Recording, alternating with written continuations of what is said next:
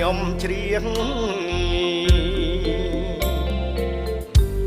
ខ្លះសេដាក់ពីង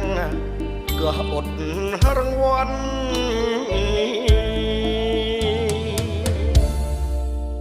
សែងខៀវសែងខៀវរអ៊ូដាក់ចិនខ្លះបានណាវ័នខិនសន្សំបងវិល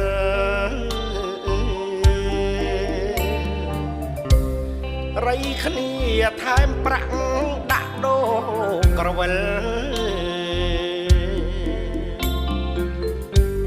អ្នកលក់គេខ្ជិលស្រែកថាដាច់ស្តុក